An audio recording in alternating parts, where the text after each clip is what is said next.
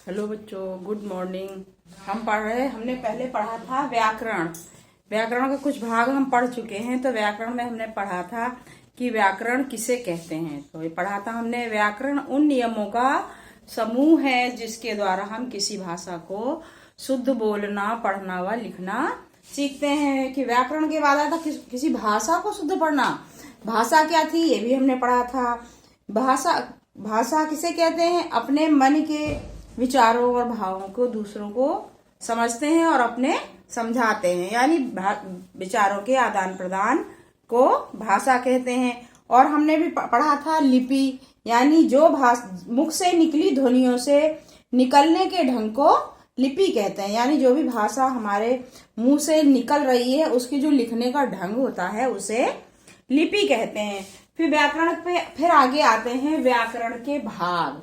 यानी व्याकरण में हम शुरुआत करते हैं। सबसे पहले क्या आती है? सबसे छोटी क्या आता है? वर्ण। यानी वर्ण क्या होता है? वर्ण भाषा की सबसे छोटी इकाई होती है जिसके खंड नहीं किए जा सकते हैं। वर्ण है। वर्ण में दो होते हैं, स्वर और व्यंजन। जैसे का है तो उसको का को तोड़ा नहीं जा सकता, उसके खंड नहीं किए जाएंगे।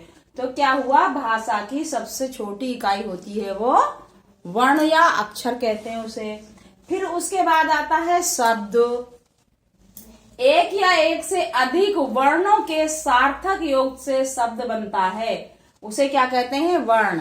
यानी एक वर्ण मिला, दूसरा वर्ण, जैसे ज वर्ण और ला मिला तो क्या हो गया? जल। क म ल, तीन वर्ण मिले हैं इसमें। तो शब्द क्या होते हैं? एक या एक अधिक वर्णों के मिलने से जो शब्द बनते हैं उसे शब्द कहते हैं। शब्द भी दो प्रकार के होते हैं। एक तो सार्थक शब्द होते हैं, एक निरर्थक होते हैं। सार्थक का मतलब कोई अर्थ निकल रहा हो और निरर्थक का मतलब इसका कोई अर्थ ना हो। तो जिनका अर्थ निकल रहा हो, जो वो सार्थक शब्द होते हैं, वो होते हैं शब्द। शब्द के बाद आता है वाक्य। वाक्य किसे कहते हैं? जब कई शब्दों को समूह, कई शब्द मिलके एक वाक्य बनाते हैं उसे कहते हैं वाक्य। वाक्य क्या होता है? शब्दों के उस समूह को वाक्य कहते हैं जिससे पूरी बात समझ जाए। यानी सबसे पहले तो वर्ण आया, वर्ण मिलके बना शब्द बना, और कई शब्द मिलके एक वाक्य बने।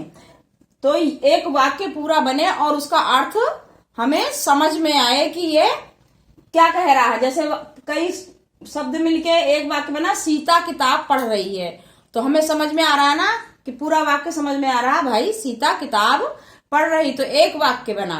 तो ये सबसे छोटी इकाई क्या होती है व्याकरण की?